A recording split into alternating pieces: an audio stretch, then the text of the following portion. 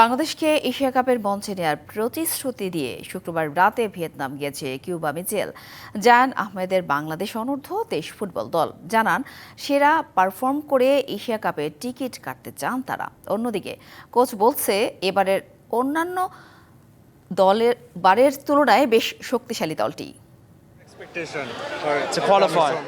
বয়সভিত্তিক জাতীয় দলে প্রবাসী ফুটবলারদের প্রত্যাশা বাংলাদেশের পতাকা থাকবে এশিয়া কাপের মঞ্চে। ভিয়েতনাম যাওয়ার আগে তেমনটাই বলে গেলেন দুই প্রবাসী ফুটবলার। বাংলাদেশ জাতীয় দলের পর বয়সভিত্তিক ফুটবলে সবার আগ্রহের কেন্দ্রে অনূর্ধ্ব-23 জাতীয় ফুটবল দল। আর বর্তমান সময়ে ফুটবলের জোয়ারে তো খেলাটি নিয়ে দর্শকদের ভাবনাটাই এখন বদলে গেছে অনেকটা।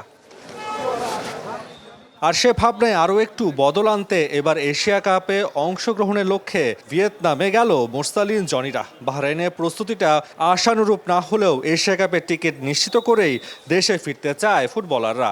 3টা ম্যাচ জয়ের উদ্দেশ্যে আমরা যাচ্ছি।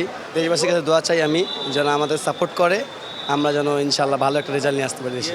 আমরা ফার্স্ট ম্যাচ টার্গেট করতেছি ভিয়েতনামের সাথে।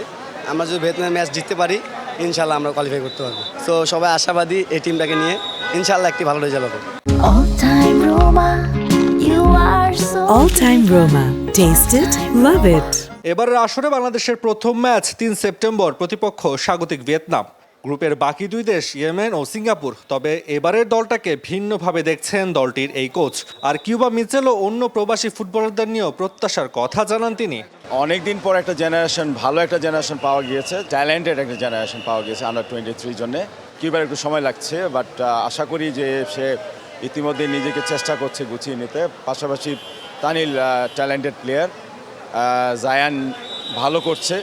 আসরে 11 গ্রুপ সেরা দল সরাসরি খেলবে সৌদি আরবে হতে যাওয়া এশিয়া কাপের মূল আসরে। আর বাকি 4 দলকে জায়গা করে নিতে হবে সেরা রানার আপ হয়ে। তাসওয়ান নাফি, ডিবিসি নিউজ, ঢাকা।